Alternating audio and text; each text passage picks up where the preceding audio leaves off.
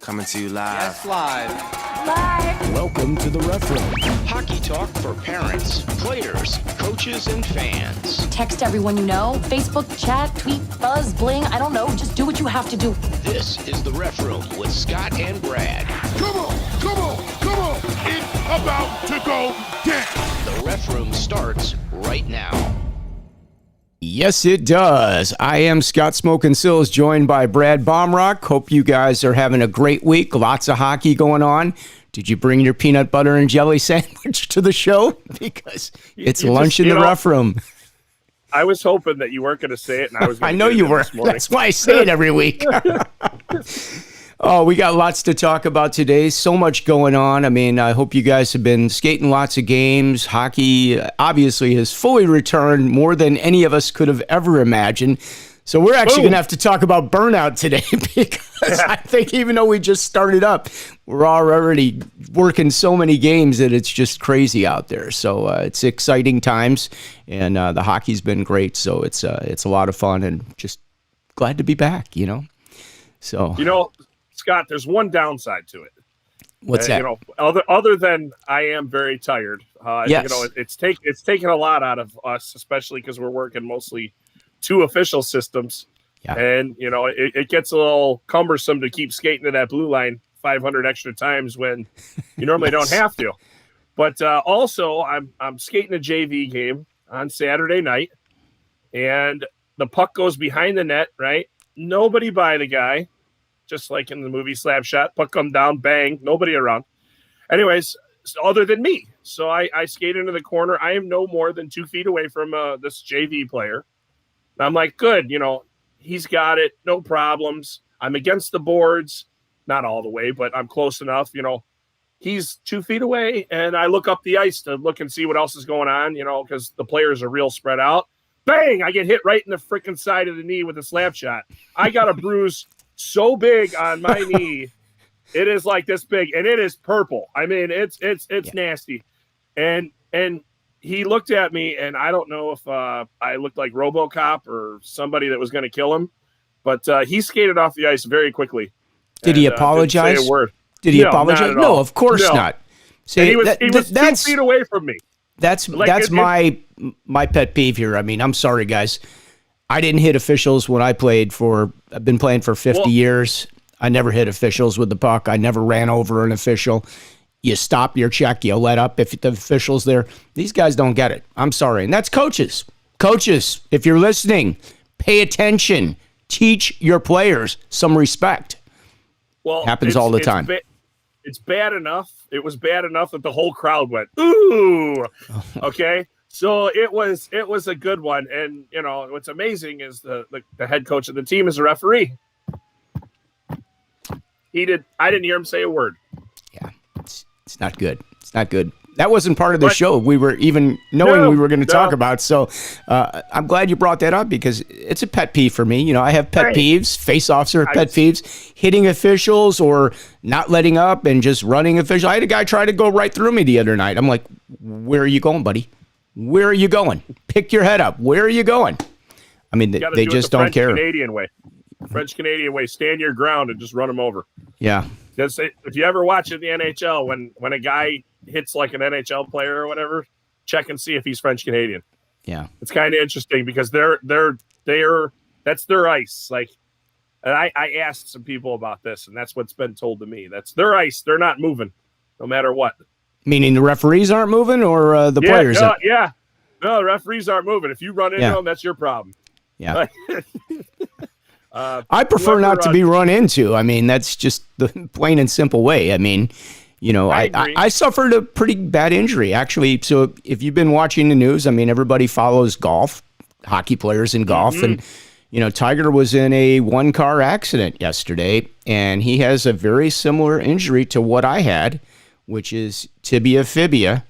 Now, his is actually worse because I was fortunate enough that the skin didn't break when my bone broke in half. So he's got shattered bone and multiple fractures in the big bone. I had three breaks in the big bone, shattered little bone,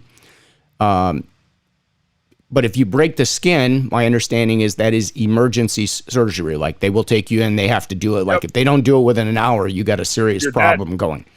So I was fortunate that way, but I have the 15-inch rod in my leg and 3 bolts, a bolt below my knee and 2 down in the ankle.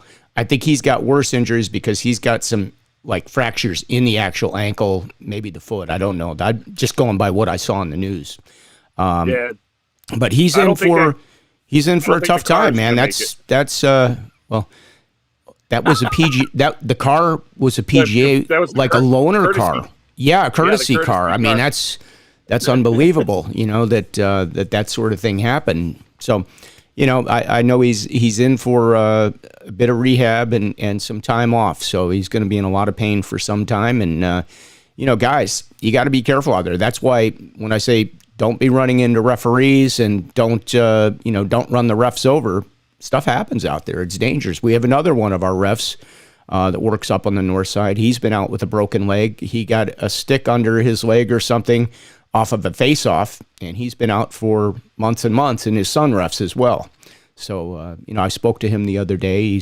He's doing better, but, you know, it's a 6-month process to come back from one of those injuries. So, you know, we'll wish Tiger the best, and, you know, reminder for you guys that are out there to stay safe. Be safe driving. Yeah. If you're tired or whatever, you know, you can pull over. It's okay. If you're not going to a game and you're going home, pull over, take a 10-minute break for yourself, even if it's just relaxing, because driving gets tiring. And I think, you know, with us starting back up, we're not all used to it yet. So, yeah. And gas prices are up another $1, so turn the engine off. Yeah. It's a little cold out in our area. Yeah, right exactly. now, although today is balmy. I have the front door open right now. Yeah. Well, so I went out for a walk with the dog this morning, man. And, you know, the sidewalks here in Chicago still aren't completely cleared off. So, like, it's icy in a lot of areas, believe it or not, for the folks that didn't shovel their sidewalks. You know, if people had shoveled them, then, you know, you can walk through. It's passable. But it's still pretty bad down here. It's, you know, we're thawing.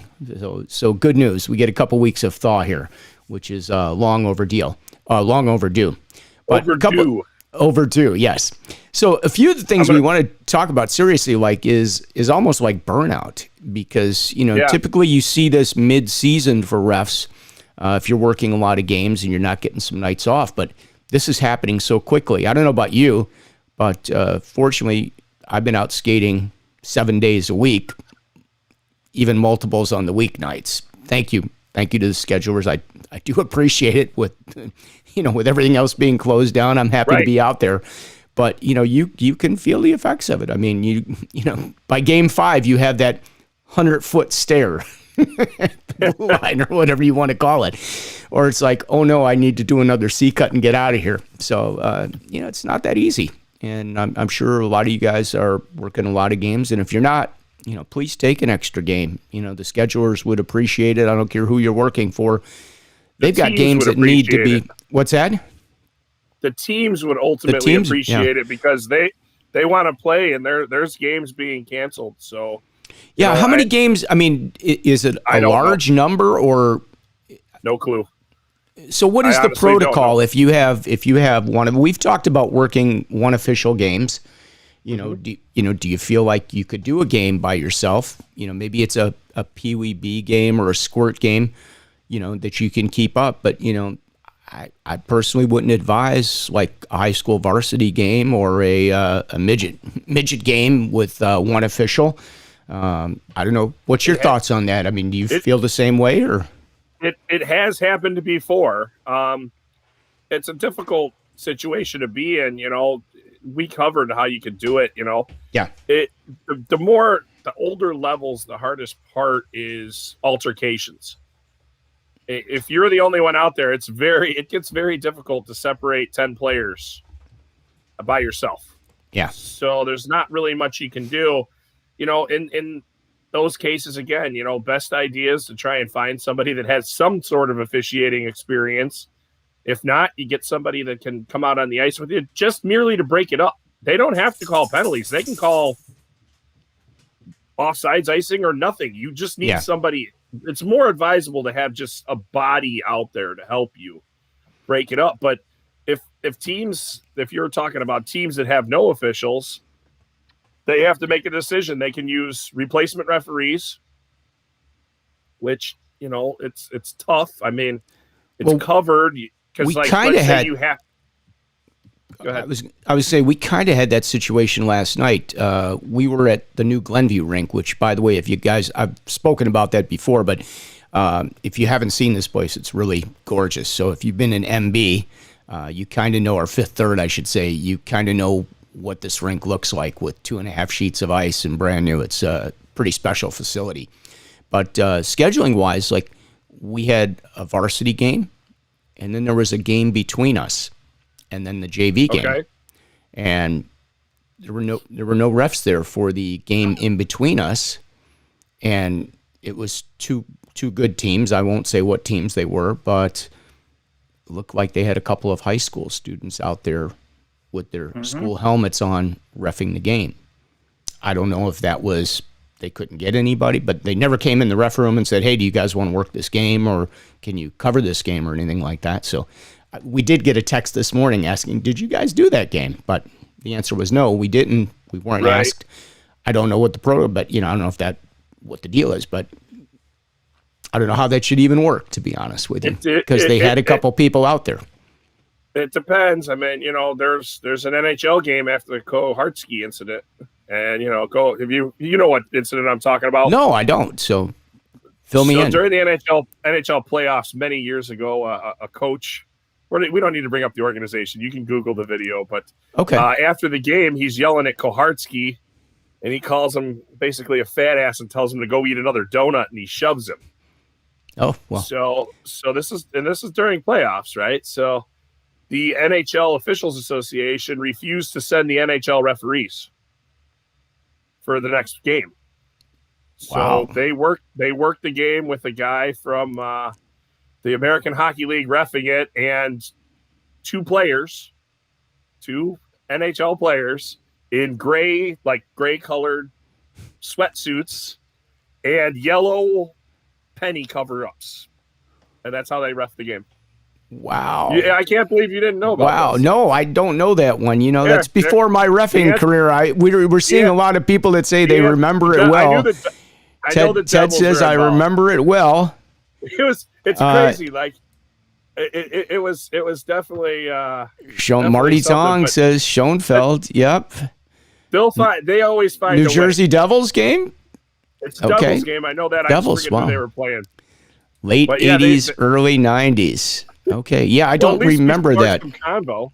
But they played it, and but the video is funny after when he shoves Koharski, and he's like, "Go eat a donut, you fat ass." It's quite amusing.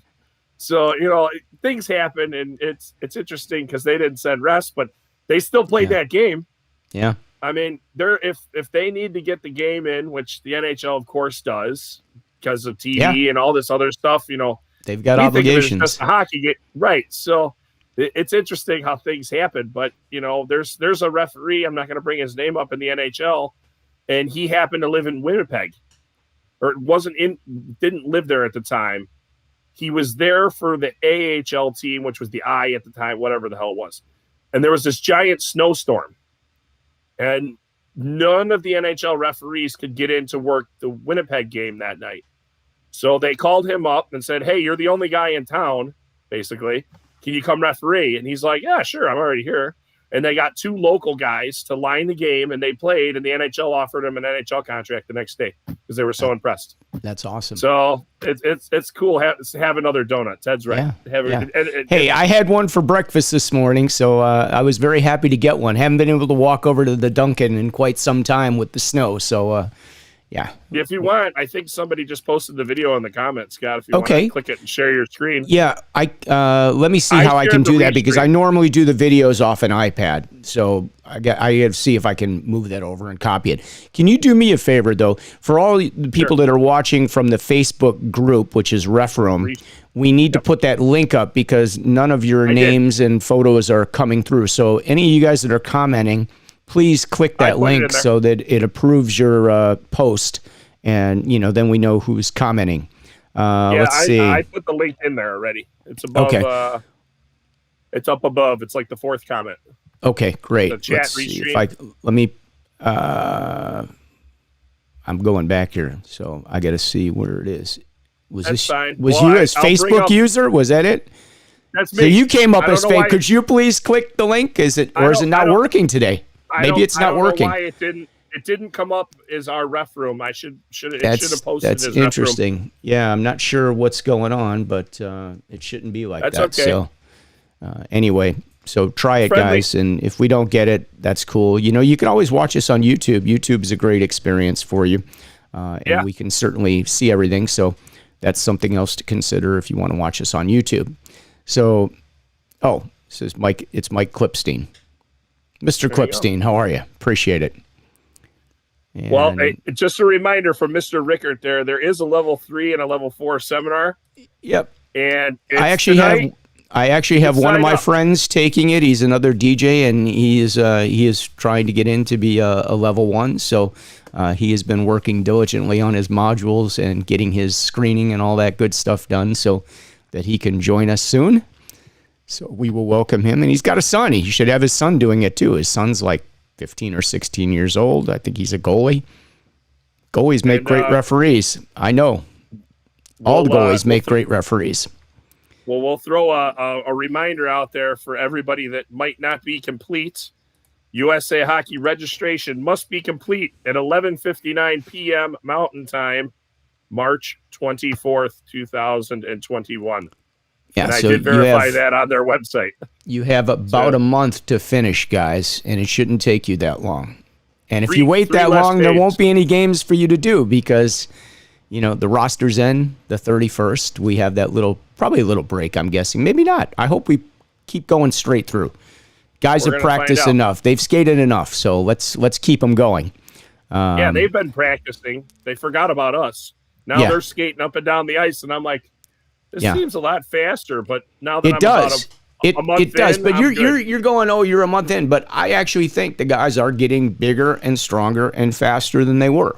I mean, they're way more physical than they were. They've been on lockdown for 9 months. You got to feed the animals. They're ready to go.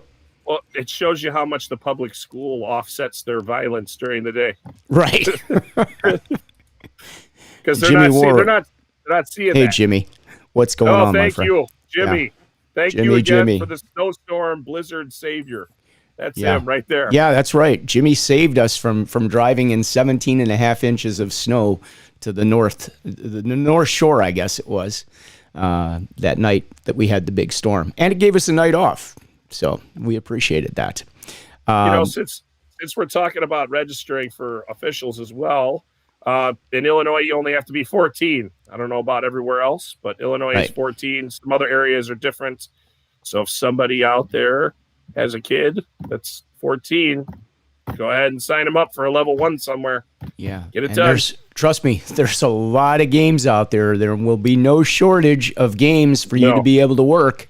What a nice little part-time gig for anybody if you're into this and you think you want to pursue it. It's a lot of fun, for the guys that are I'm always a fan of getting those guys that are 35, 40, 45 that have played hockey all their life, played in the men's league, can skate the games, understand the game, can deal with, adversity from fans or coaches or whatever and be professional about it.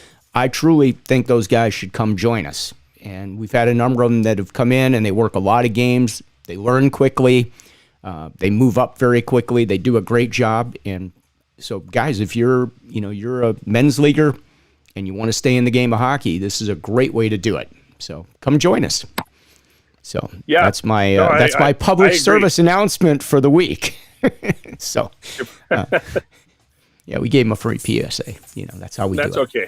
Right. I'm good with right. it. Exactly. Hey, your son, we were talking about Tiger, but your son just came back from his injury, right? He was on the ice. Did he get back on the ice yesterday? According to his doctor, he didn't. I must have misread something, and I'm sorry. No, he was on the ice. He's allowed to practice, but he's allowed to no contact skate right now. Yeah, there you go. Yeah. So he was And- able to and- skate. So I'm glad Yeah, he's back up on the skates at least, so he can start working out again without. Well, he was all smiles. I know that. I'm So sure he was. it it's fun. He's having fun. The kids are having fun. It's just weird because, we had a season, but it's not the same. The parents didn't get to spend all the time together that they normally do. And because everybody's like banished to their car, which, in the article I put in there has been an absolute dismal experience. Like, and I wholeheartedly mean dismal. Like my poor wife, who's been suffering the brunt of that, has basically been sitting in her car reading or watching, Hulu on her phone.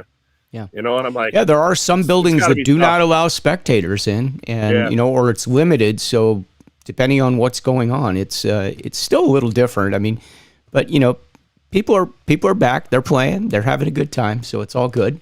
And it'll be back. Yeah. Have you had any weird situations out there yet that you want to talk about? You know what? Give me about 2 minutes. I'll think of something. I'm running through the games right now. Yeah. I didn't think I about got one yet. I'll share. I've never seen. I had a game the other night. The net got knocked over on the goalie. Like forward? Little scrum. Yeah, like knock like this. So here's the net, and it went like this onto the goalie's back, and he was in screaming pain. Okay. Absolute screaming pain. So he was injured. So that led to a 5 in a game penalty, by the way. The lobster because it was appropriate at that point. No, what is the like lobster? No. I've seen it fall over before, and the goalie's like trapped in it. Yeah, and that's they look like a lobster. Well, he wasn't lobster trapped. It came the crossbar came down on like the lower part of his back, I think, or mid part of the back. So it wasn't a pleasant experience for him. And he toughed out. There's a minute 50 left in the game, and he stood back up and hung in there and got his W and went home. But, how did it become a 5 in a game? Did somebody hit somebody into the back of it, or no? The guy pushed the net over on him. Seriously? Was behind the net, pushed the net over on him. He went just pissed off and just knocked the thing like this and put it into his back, like knocked the net right over on top of him. I'm like, what am I going to do? Shouldn't be doing that in the first place. The goalie is injured. Got a minute 50 left. He gets no penalty, basically, if we just leave him go. Right.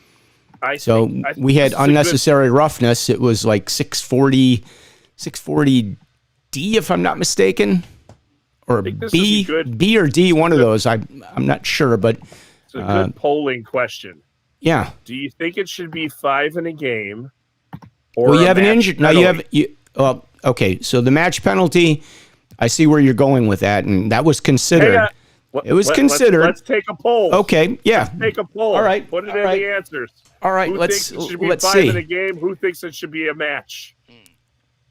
And this is a good debate because I've had the goalie throw the net off. So one person says that could be intent to injure. Okay. All these things were taken into consideration. Trust me, everything was taken into consideration. But I'll tell you, where we were with this and how it ended up playing out. So I only see one comment that could be intent to injure on a Facebook user. So probably Jimmy. Could be. Somebody that hasn't clicked the link, but it looks like nobody's coming through as a link today. I don't know what the deal is. So I'm running a beta version of this, so I'll look into it and find out. Last week I ran the real version. This week I'm running the beta version. So sometimes stuff disconnects. It's just the way it is. I think Karen watches through Facebook, so she's showing up. Yeah, she's showing. Ted says, without seeing, tough to tell, but sounds like potential match to me. Okay.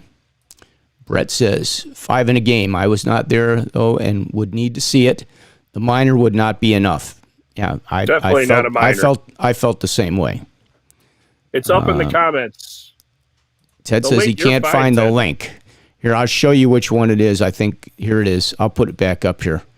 I mean, I know you can't highlight it and click, but it's in the comments, so you know what you're looking for. Okay. All right, hurry up. Write that down. O-M-E-D-E, yeah, exactly. Capital F. Yeah, and read it back 3 times. Okay.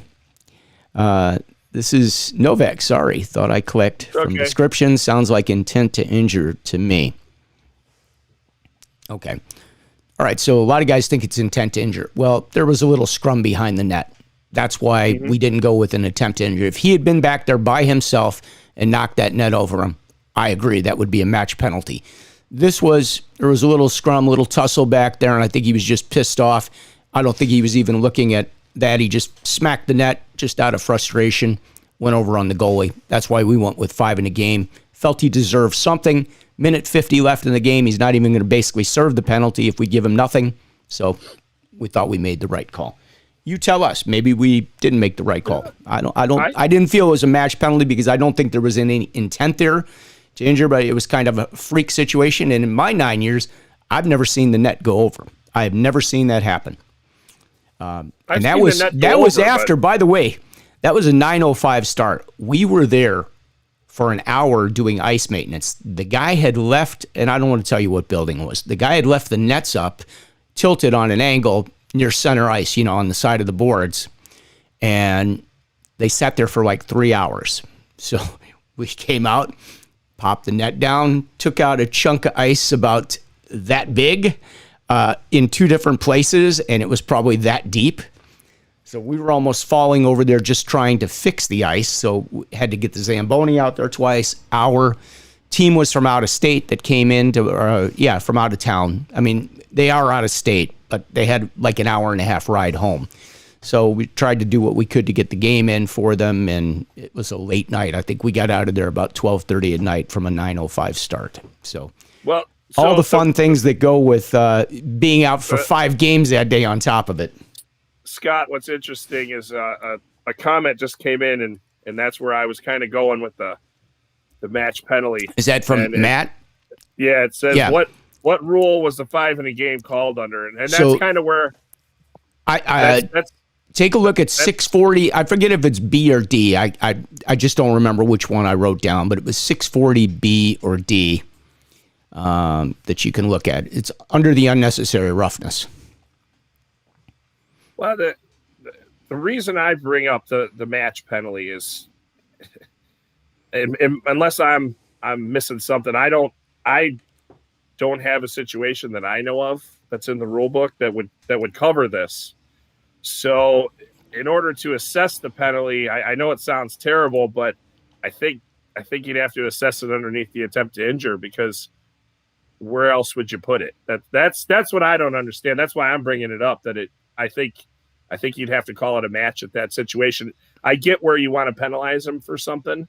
Yep. And I get that because the player is injured on the play, and a 2-minute minors, for displacement of the net just isn't enough. I mean, now keep in mind, he wasn't taken out of there by ambulance or anything. Like, he got up, he did return to finish the game. I just know he was in some discomfort, obviously, but I don't know.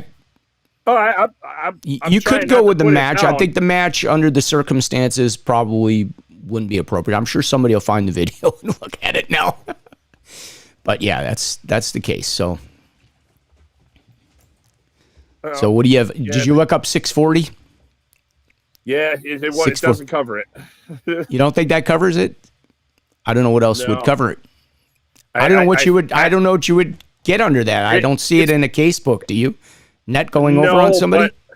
But I think you'd have to assess it as 5 in a game match. Hey, Matt, I know you're watching. Can you? Yeah. Is that what you're thinking too?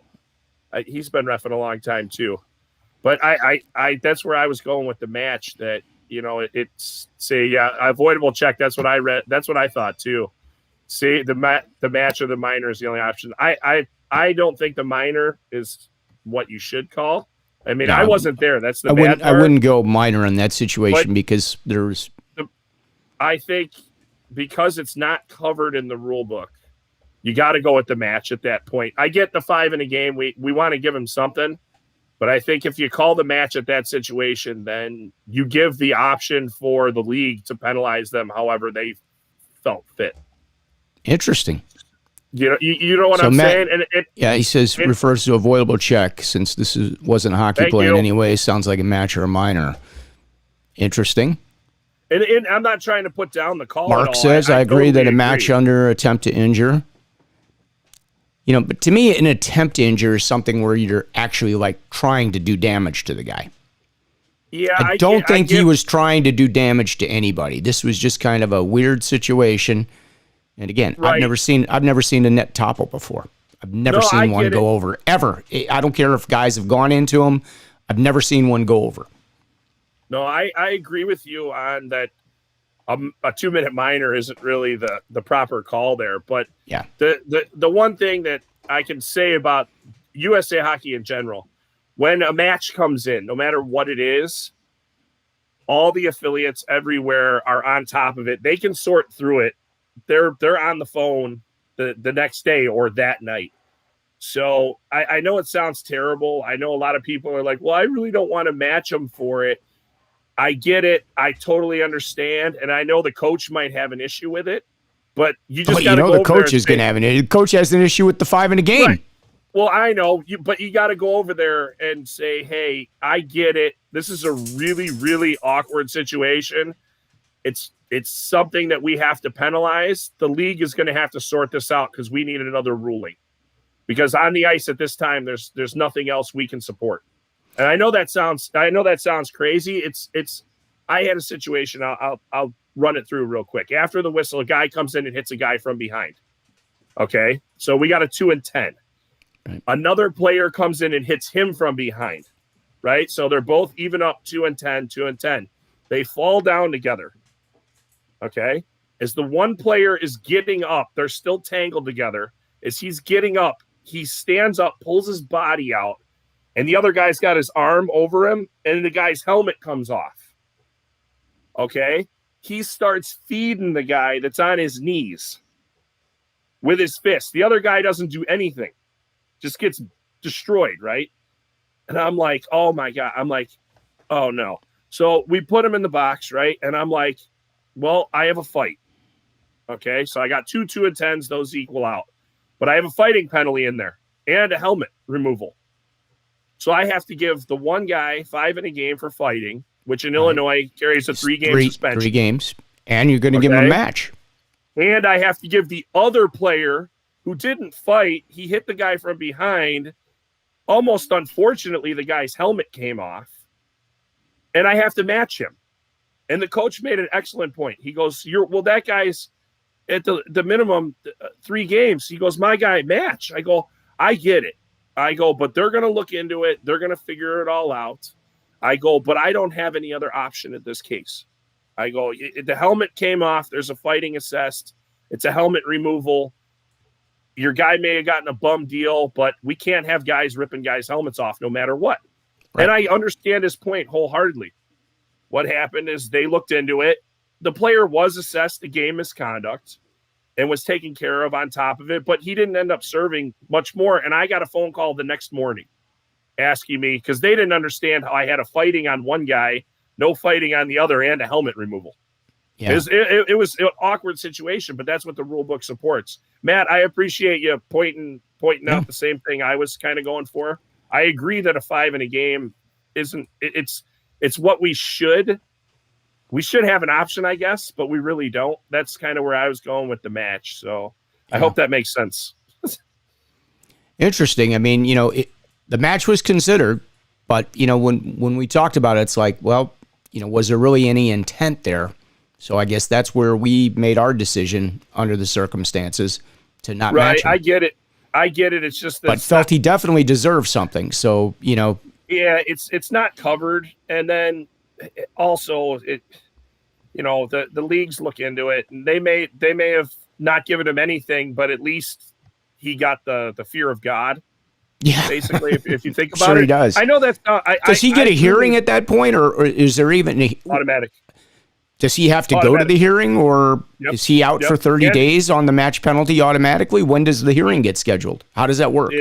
It's normally pretty quick. I forget when they have them, but I don't know that whole protocol for our state. Every place is different. The one thing I do know, though, is the head coach of that player has to go to that as well. So as far as I know. So just I know that we don't want matches. I get it. I know that people are afraid to assess a match penalty, but in that case, Scott, I don't think you have much of a place. So sorry. Hate to be the bearer of bad news. Thanks for calling me out here. I appreciate it. It's just because it's not covered. Like, Yeah. if it was an avoidable hit, like you called 5 in a game, I get it. Like, but you got the net involved. It's a very awkward situation. I think the idea that what it would be called is creative refereeing. If you assess the five, I am a creative I'm in the creative business, so I guess I was being creative at the time. And I just don't think I'm with Matt. I don't think the rule book supports it. It's either a minor for the net displacement or a major or a match. That's just you wouldn't have a minor for it didn't stop play, didn't cause a play stoppage. So what are you going to do? Minor as a delay of game, unsportsmanlike 2 minutes. Yeah, I just didn't see that as the proper penalty, and those were considered. It's like, what do I do? Okay, he knocks the net off. Unsportsmanlike delay a game. I don't think that's the way to go here. So I agree, but I think the only other option you have is a match. There we go. Oh, I must be getting a call now. See, they're already looking for me. Yeah, somebody watching. It's always Wednesday. Calling you up. Exactly. No, I mean, I'm just pointing that out, that it's an awkward situation, and it's weird. Again, 9 years, never seen a net go over. We always learn from these experiences. We end up talking about these things, and this is usually a locker room conversation, which is what the ref room really is. It's an open locker room conversation. So that's kind of what we do here. So, okay, well, we have a new ruling, and if you don't have it in your casebook, mark it down, guys, because you'll know what to do if you ever see that happen. Yeah, that's just where I would go with it. I mean, I get that it says attempt to injure, and he wasn't attempting it. Yeah. But the outcome is what you're looking at. And I get where you're coming from. That's why you're 5 in game at least. Yeah. I get it. Yeah. But I'm like, we have an injury, so I need to figure out a way to go about, getting the injury penalty taken care of here. So injury is going to give you 5 in a game.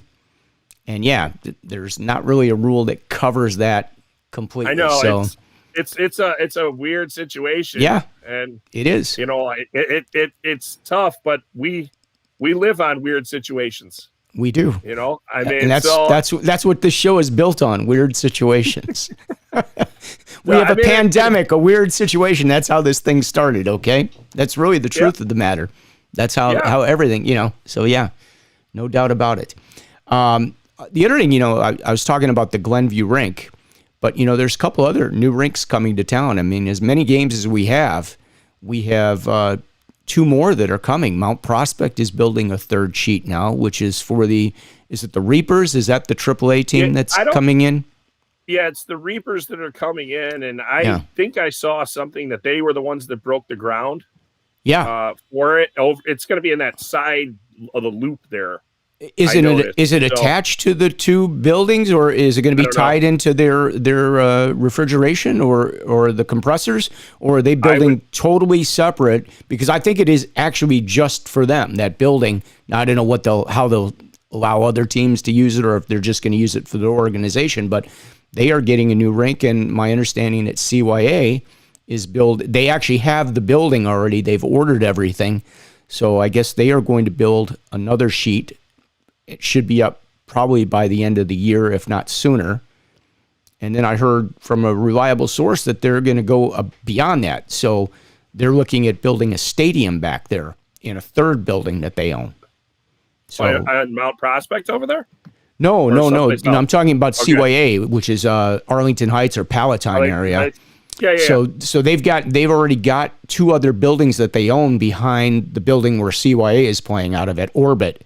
But they're going to put in another sheet and in a separate building, and then the plan is to build a stadium after that. Because I guess, did CYA, like the Storm? Tri-City Storm owns Tri-City. So does CYA own the Storm, or does the Storm own CYA? The Storm owns CYA. They're going to change to the Tri-City Storm. Well, it's not going to be Tri-City, but the Chicago Storm. They're going to wear the same things that the Tri-City Storm wears. So it'd be like a feeder program for the junior team or something, which is cool. And then they're going to build them a stadium. Yeah, kind of like how, CYA used to have a junior team a million years ago. So they used to if have we the go junior back, team. I mean, now I'm going to go way back, and I don't know how many of you guys will stay with this conversation because I've asked this question a couple of times to people that have been in the know of hockey for many, many years. But I played minor hawks back in early 70s, and I don't know if the minor hawks, when they did they become CYA or did they become Team Illinois? I've heard different people explain this differently to me, but I know the Roach family had the minor hawks back then, and then I think it either became Team Illinois or it became CYA. So I don't know where that breaks down to. I'm a little confused on that myself. I was born in '83, Scott, so I can't help you out with this one. Okay. All right. I'm going to point that out for you. Thanks for pointing that out. I really appreciate it. And with that being said, let's keep moving here because we still have lots to talk about. Go ahead. So, we've had all this extreme weather, which now it's really nice. I think we got like 2 weeks of good weather coming here, 35 to 40 degrees. So we got a nice little thaw going. But for the people that were affected down in Texas, I understand we had a tournament going on down there, and one of our refs, or were more than one of our refs there, and involved in this situation. So I want you to tell the story because when you told it to me, I was blown away. Like, wow, who would have thought? But they play hockey down in Texas too, and they were in some really bad situation for a few days. And I'm passing this story on secondhand just because it's interesting. So he flew out of Chicago and got into Texas. And he said when they landed, there was about 10 inches of snow on the ground. And everybody was driving like 4 miles an hour. So getting to the rink was just absolutely dismal for him. So he gets to the rink, and the first day, no problems. He gets through his games. The other rinks are affected. Had a great day, gets off, whatever. Well, as he's going down a couple days later, now the rolling blackouts have started. So what they were doing is the teams would get on the ice, and they were on the hour, the rolling blackouts for like a half hour. So they would go out there and they would play for an hour until the lights went off. And then they would go in the locker room and wait. And then they come back out and they go out. Well, apparently this kind of didn't work out so well. I guess players were starting to take liberties when the lights would go off. Kind of like the Russia-Canada game back in the day, and that was before my time too. But I've seen the highlights. You're taking me back because I don't really remember that very well either, Brad. So, well, there was a story back in the day. Russia and Canada were playing each other. The game got out of hand. Somebody thought it would be a good idea to turn the lights off. How do you think that worked out? Not very well. So they're playing this and whatever, and he informed me that it got so bad with these blackouts that I guess there was like a championship game or something like that at like 2:30 in the afternoon, and they didn't finish till like 8 o'clock at night because they had so many blackouts throughout the game. So it's definitely something crazy. Sounds more like a baseball game with rain delays, I don't ever want to be put in that situation, but again, like we said at the beginning of the show, if you need to get a game played, guess what? You're going to get that game played. And, if you're ever in an area that has rolling blackouts and you have more games later that day, you might want to call somebody the first time or the second time the lights go off and you're trying to get through it, because if you're stuck there, you're not going to make it to that next assignment because you can't leave your assignment after you've started. You got to finish that assignment, then leave and go to your next one. And you're late, and parents yell, "You're late!" Yeah, I'm well aware. Yeah, 9 hours late. By the way, there was a blackout. Okay. Yeah. We had to finish the game. Yep. Just remember that. If the rink is behind, let an assigner know as well. Whoever assigns that rink, because most areas the same assigner. We get that sometimes even with Nike Bauer going, or CCM World Invite, whatever you want to call it, where the games get pretty far behind.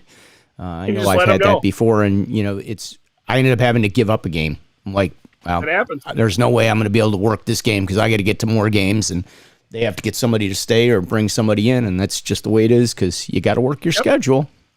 But it becomes challenging. I mean, even that game the other night, that game was supposed to start at 9:05, and with the ice mate, and we didn't get out of there until 12:30 at night by the time we finished. That So, happens. yeah. Did you get out the fire extinguisher? No, we talked about blow it. it down? So they have it. I think the guy was a newer employee that was there, and he was really nice, very accommodating. So, high praise for him as far as that goes. We talked about the fire extinguisher, but I don't think he wanted to break out emergency equipment to work on the ice, but it was talked about. Well, the one thing is, number one, I wouldn't suggest anybody doing that. Yeah. But if you are crazy, It was talked try about. Yes. If you're crazy enough to try it, check the fire extinguisher. Make sure it's not one of the powder ones. Yeah. 'Cause that's not going to help you. That would not be good. I heard a story about that many years ago, and these two guys went out there and they used a fire extinguisher. This was probably 15 years ago, and it turned out to be a powder fire extinguisher.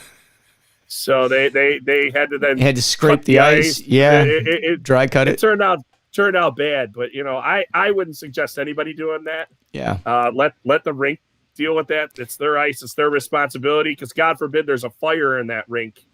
And now you've just used that fire extinguisher. Yeah, that's all you need. More problems. Personally liable.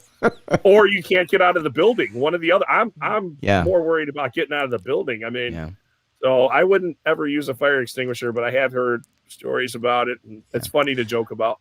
Well, we're kind of surprised that, maybe some of these ice rinks don't have some of the cans. What is it? Is it CO2? Is it CO2 they use for the for freezing the ice? That's what the NHL uses when they have the outdoor games and they've got an issue.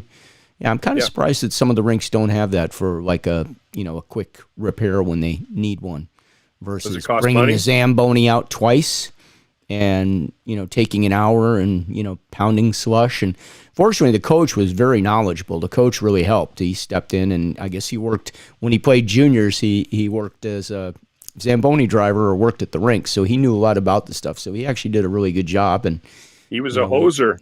He was a hoser. He got it done for us. So he probably feels we're the hosers for him, basically. But anytime you make a call, you're a hoser. But anyway, well, you know where that term came from, right, Scott? No. So at the end of the game, the losing team had to shovel and hose down the ice before there was a Zamboni. Oh no, I didn't know that. Well, see, I'll take you back again, because you guys know Saddle and Cycle, right? The Saddle and Cycle Club that's in Chicago, which is that small rink. It was a curling rink, but back when I was a kid, they didn't have a Zamboni there. They had a guy with this rolling bucket, and if you ever seen them put the lines down on like a sporting field, so it's like a whitewash tank. It's this wide or whatever. And that's how he would lay the water. So he had a giant scraper. Kind of looks like, if you ever seen a clay tennis court, they have a broom that's probably 5 feet wide. So he has like a scraper that's like 5 feet wide, and he pushes that down the ice, scrapes the ice, gets it all off, and then he goes with this bucket and drops the water. And that's how they used to do the ice. So they needed like an hour between games back in the day for the guy to be able to do the ice. They never had a Zamboni. And nobody wanted that job. The guy was there for years. It was a private country club. I mean, I'm sure, he had a nice gig. Yeah. I hope he had a nice gig, but he was there for a long time. I mean, not too many guys are going to be able to come in and replace him. I mean, you got to know what you're doing. It's a curling rink too. So, at a private club. So I'm sure, it was a very specialized field, but I'd never seen that anywhere else in my entire life. Luckily we have, most rinks have a Zamboni or an Olympia nowadays. Exactly. That's operational. Yeah. So, they're so high tech now, having they've got the laser guide on there to be able to, raise and lower the blade and all that stuff. So, you work in these rinks, like you go to Glenview and there's no dips in the ice, as you go down there, it's perfectly level, which is great. You don't see that in all the rinks. Some of them don't have that feature, and you do get a few waves as you're going by some of the areas and you're up and down. You guys know what it's like. Yes. Yeah. It can be horrible. I skated on one the other day and I felt like I was mountain skiing. It's mogul field. Mogul. Yeah, it's kind of mogul field. It was very interesting. Well, there was one rink. They redid it a few years back. I won't mention which rink it was, but it felt like you were going uphill. It's like when you came out of the zone, it was like, oh my God, I got to really pump it here because I'm going up the hill, and I remember the one in the western part of town that it had crowned out so bad that if you were lining you'd roll backwards. You would roll backwards to the boards. Does this arena have a 2-sheet facility and another facility up the road?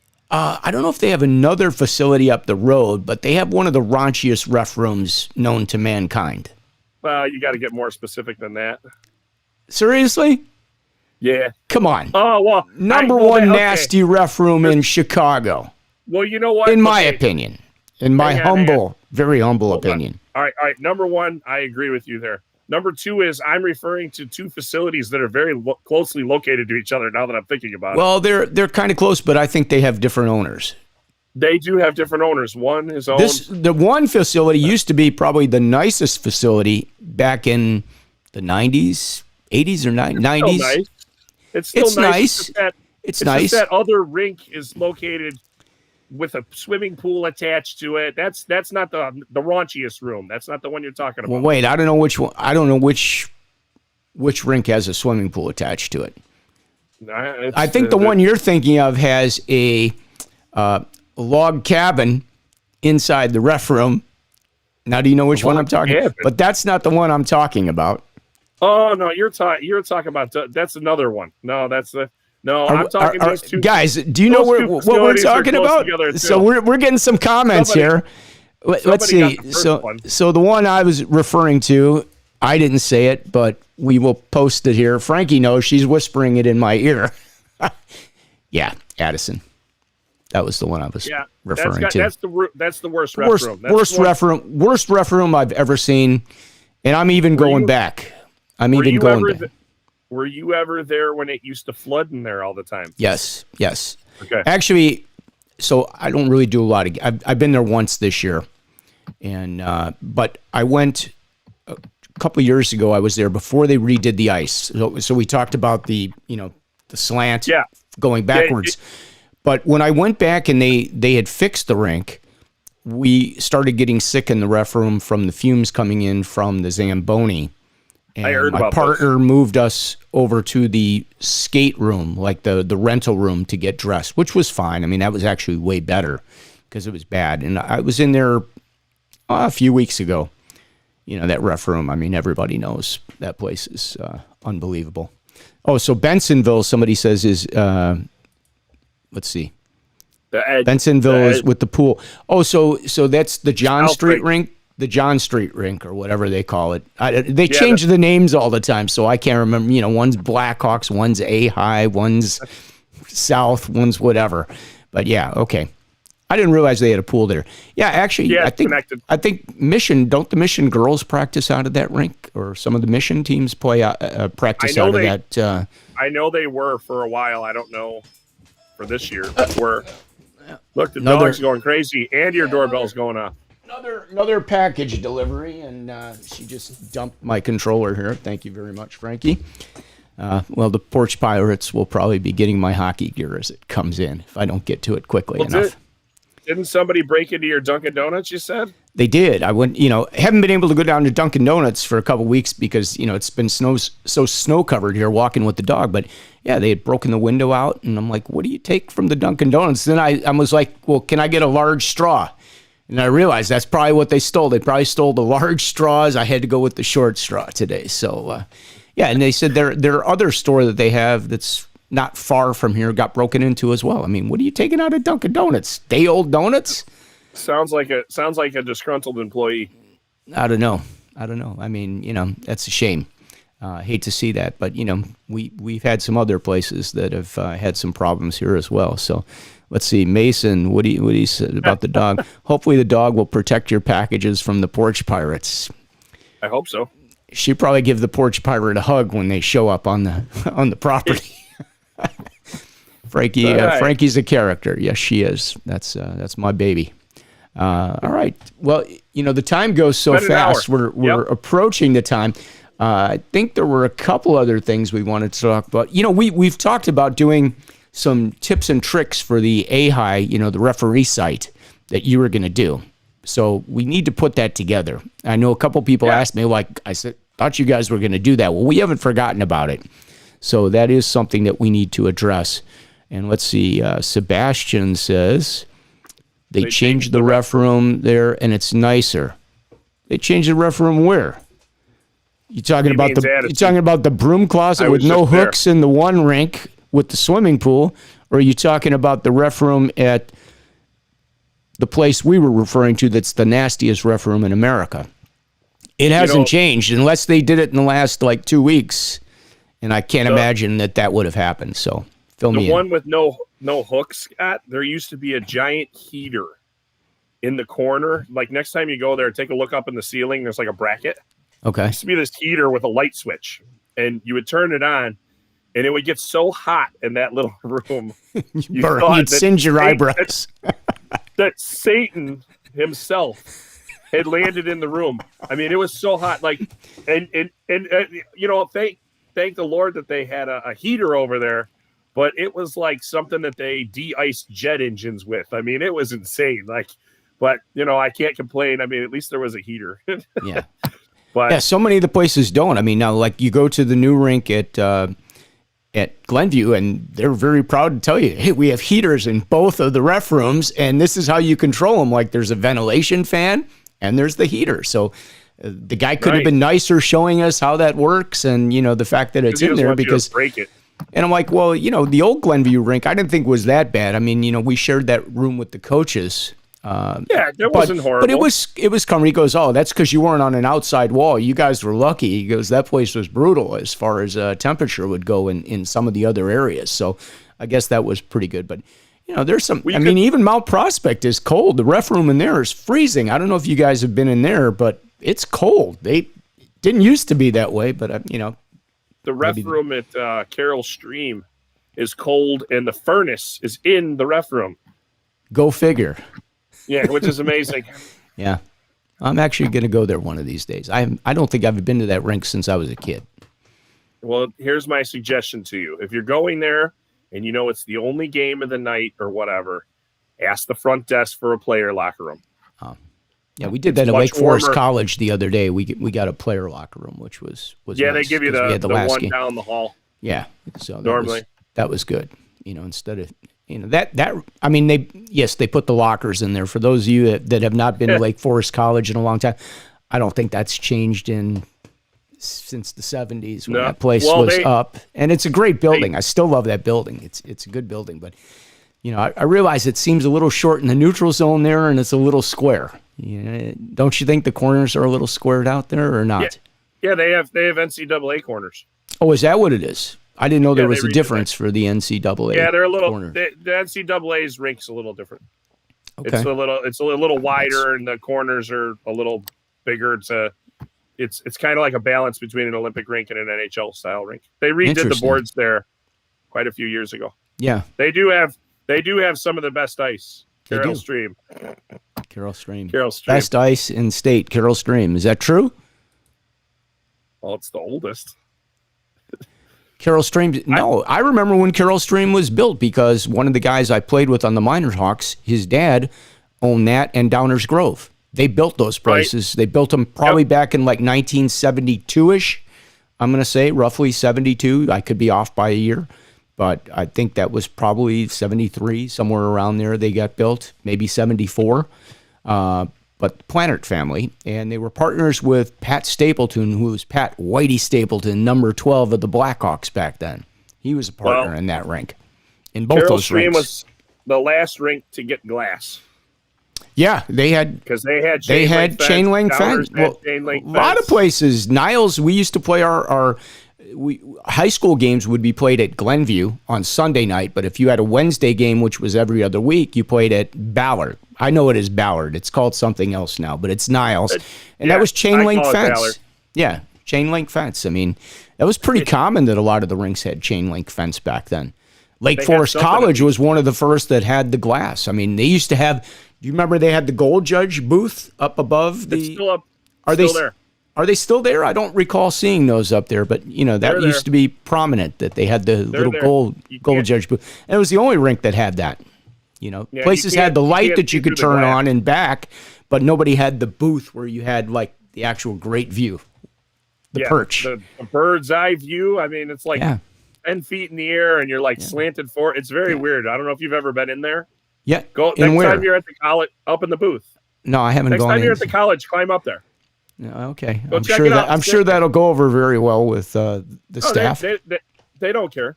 Yeah. They've never. Do you remember when the NHL used to have those, like at Chicago Stadium and stuff, for years? I mean, growing up, behind the net, they had it behind the net. You know, there was a guy in the glass booth that had the best seat in the house that blocked everybody that had the $100 seats. They weren't $100 back then, but you know, those were the nice seats. The club judges, the club circle, as they called it. Goal judges are lifesavers when you get into hockey, where it's moving real fast, and there's every once in a while where you're paying attention to something that goes in and out, and you're like, I know it went in, and then the light goes on, and you're like, oh, thank God, he confirmed. You know, you got your arm out, and you're like, why didn't anybody stop playing? The light goes on. You're like, oh, good, they agreed with me. Thank God. Yeah. So Best Ice, WC, Winter Club. I'm guessing that's Winter Club. That's got to be Jimmy. Club? Jimmy's got to be posting that up now. I can't say because I don't work outdoor games. You could have one at Soldier Field. I am not going to work. Trust me, schedulers. I will not be clicking the button for that outdoor game. Just so you know. The last outdoor game I worked was with Matt, who commented, and I think it snowed 5 inches while we were on the ice. Nice. It was brutal. Yeah. It was warm at least that day because it was cold snap, and then we did that game. But Matt made the mistake of working a women's college game before it, like when it was sunny at least out at that time. So, but he got lucky there. But it was cold out that day, and it got warmer when it started snowing. Luckily. Yeah. Let's see, Karen checking in. She says there's a video post on Facebook of a porch bandit strolling up the driveway and taking a package. The door opens and a guy comes out with an AK. Oh, I saw that. Yes, I did see that video, Karen. Yes, I wish I had the ability to do that with somebody that was a porch pirate, but I don't have an AK, so I don't have anything. I don't think you really want to do that because there was that incident in Pennsylvania. And being in Chicago, you could come out with the AK. Somebody will have a bigger AK than your AK. So I don't think it's a good idea. So we'll leave that one alone. Let's see. Brett says, still have them at Allstate. Oh, the goal booth? Goal booth. Yeah, okay. The minor still use it. Because Okay. The NHL got rid of it because everything goes to video review. Yeah, of course. They didn't see the point in it, and also, like you said, the $100 seats. There's those are 8 seats. Those are the now. $500 or $1,000 seats now. But yes, you definitely are blocking a lot of people's views. So, Well, I was at a game a few years back when one of the referees got sick. You could see him. He had a bottle of water out there before the game started, so you knew he wasn't feeling well because you never see that, and he was kind of acting a little strange compared to the way refs normally act before a game.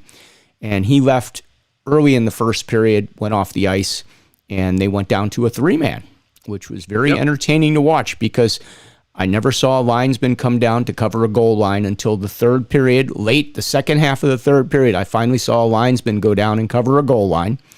And the ref only skated basically top of the circle to top of the circle, because he's got video replay. He doesn't have to do any more than that.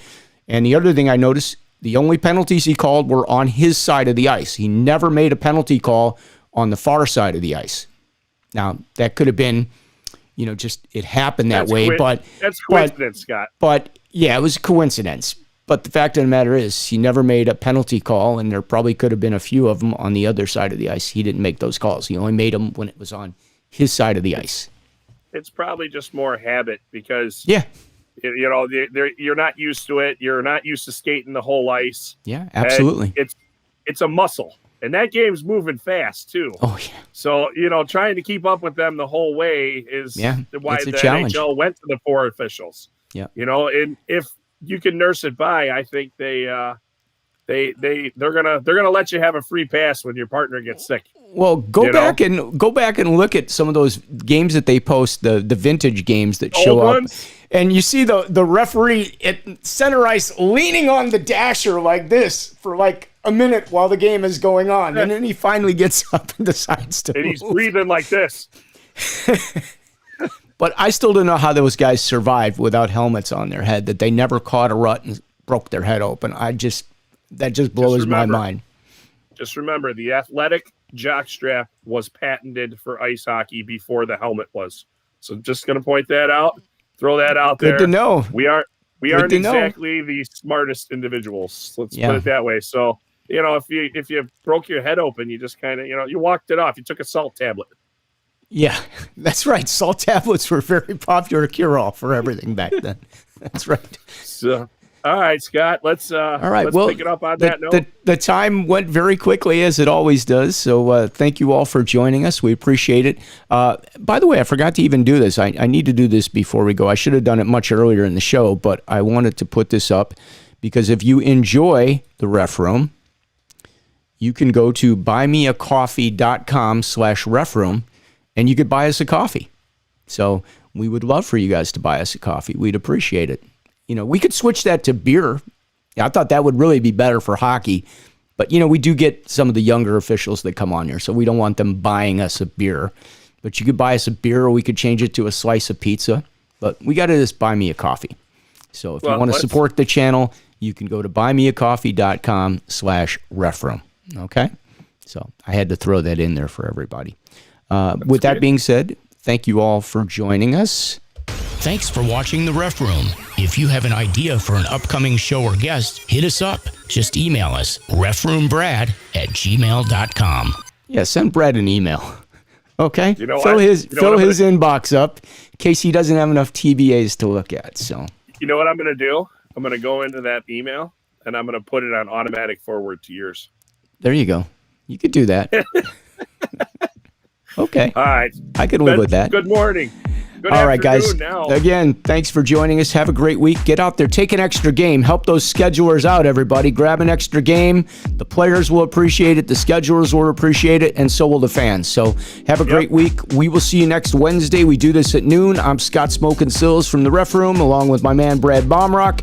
We appreciate your joining us. We'll see you on the ice, everybody. Have a great week. Peace.